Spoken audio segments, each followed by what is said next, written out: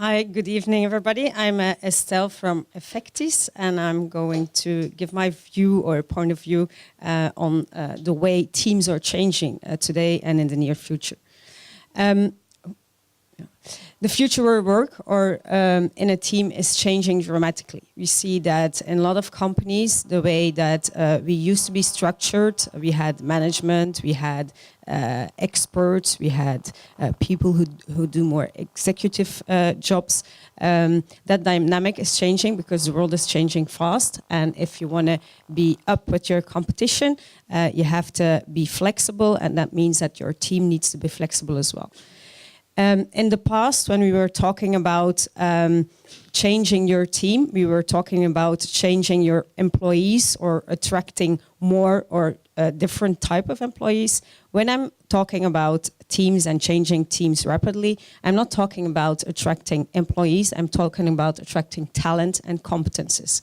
What we see today is that a team doesn't necessarily exist of only people who work 100% for you on your payroll.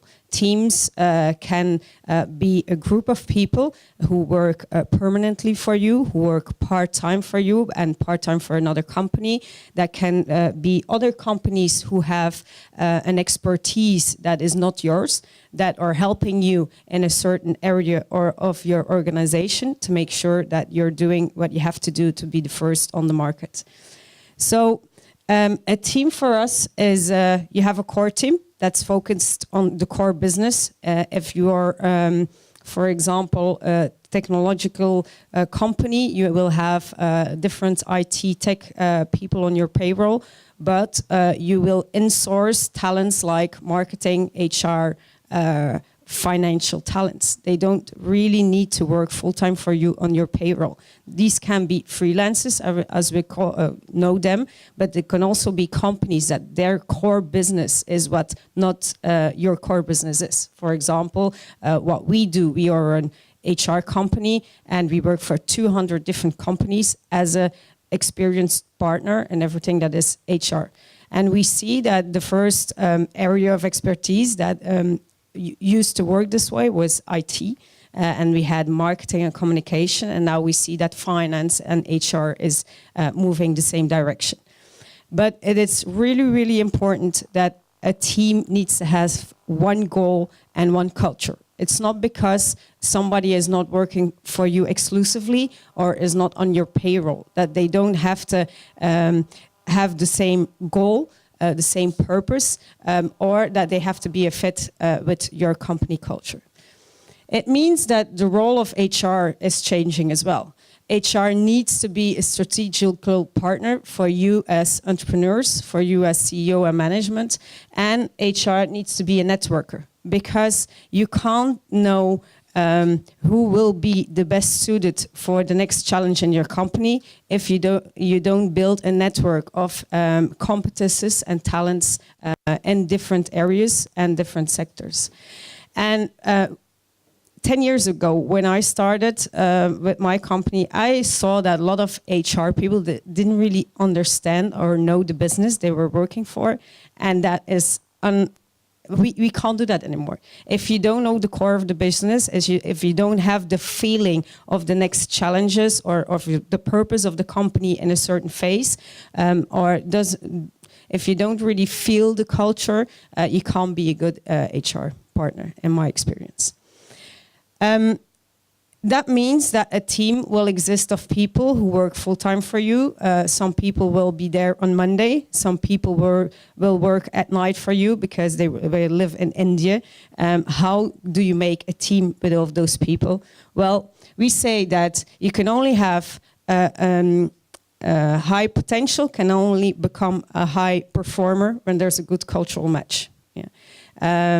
We see a lot of that in the past, that a lot of people were bought from competitors for big salaries, and after 3 months, 6 months, they weren't delivering. How can it be that at Bank A they were the best of the best, and in Bank B for the same wage or even bigger they're not performing? Well, there's no cultural match. Yeah. So there needs to be a cultural match even with the people who don't work on your payroll or don't work full-time for you. And that's, for me, what humanized employer branding is all about. If we look at the best companies to work at, for example, Johnson & Johnson, everybody who works there, even freelancers or subcontractors or whatever, they know the power of purpose. They know what that company stands for and what they want to change in the world. And you don't have to be a multinational to have a power of purpose. I'm sure that the day you started your own company is the day that you knew you wanted to change the world, even if it was by yourself, or with the 2 other friends. So everybody wants to contribute to a higher purpose, and it doesn't matter which contract you're offering the people who want to contribute to that purpose. And last but not least, it's really important to create a talent funnel. My previous colleague was already talking about that. It means that you have to build a community that believes in what you're doing, that believes in the purpose you want to realize. And it's up to marketing, HR, to mix the talents of HR, but also of marketing and sales to build a good community, to use the right tools to make sure that you're not wasting time or you're not wasting talents because you can't find their details, or you don't know if you ever had a chat with them, or you didn't know if they worked for you previously. And another thing that's really important is the need of quality and speed. And why do I put them together? Because it's important to be the first, and it's important to have the best people in your company, but please don't lose quality in your selection when you want to be the first.